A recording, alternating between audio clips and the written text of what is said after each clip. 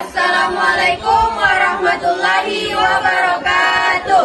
Perkenalkan, kami dari kelompok 4. Perkenalkan, saya Elsa Putra Anggara. Saya Rahma Aulia Putri. Saya Saskia Sahra Rahmadani. Saya Windy Aulia. Saya Muhammad Kahri. Kami akan mempresentasikan materi tentang asam amino.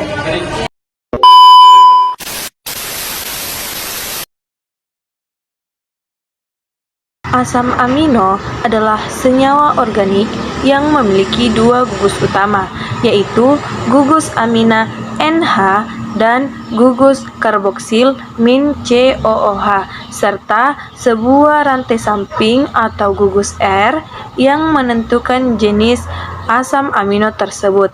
Asam amino adalah penyusun protein yang ada dalam tubuh kita. Kenapa asam amino penting? Karena asam amino berperan dalam pembentukan protein, sintesis enzim dan hormon, serta mendukung metabolisme dan sistem imun tubuh. Kita mendapatkan asam amino dari makanan yang kaya akan protein, seperti daging, telur, ikan, dan kacang-kacangan. Struktur dasar asam amino terdiri dari 3 komponen utama. Yang pertama yaitu gugus amino min NH bersifat basa.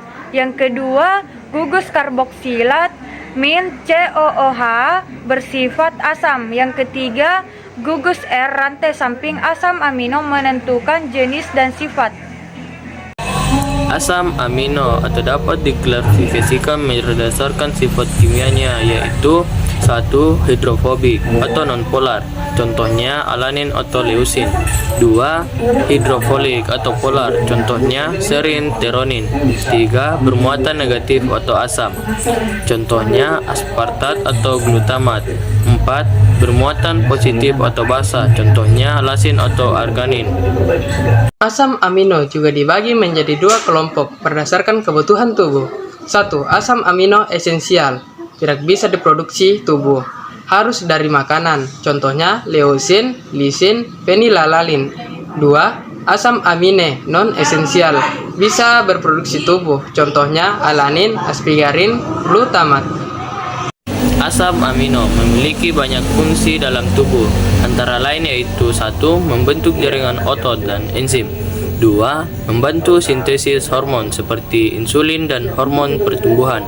3. Berperan dalam neurotransmisi, misalnya triptofan, membantu produksi serotonin. 4. Cepat penyembuhan luka. Tubuh kita memetabolisme asam amino melalui 2 proses utama. 1. Sintesis protein asam amino digunakan untuk membentuk protein baru.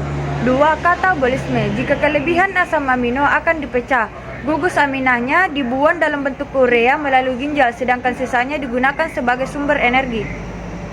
Saat tubuh memecah protein, nitrogen berlebih harus dibuang. Ini dilakukan melalui siklus urea yang terjadi di hati. Nitrogen diubah menjadi urea dan dikeluarkan melalui urin.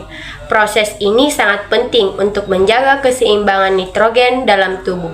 Jika tubuh kekurangan asam amin, dapat menyebabkan kelemahan otot, gangguan pertumbuhan, dan masalah metabolisme. Sebaliknya, kelebihan asam amino dapat membebani ginjal dan hati. Kesimpulannya, asam amino adalah penyusun utama protein yang sangat penting bagi tubuh. Kita harus memastikan asupan protein yang cukup agar tubuh mendapatkan asam amino yang diperlukan.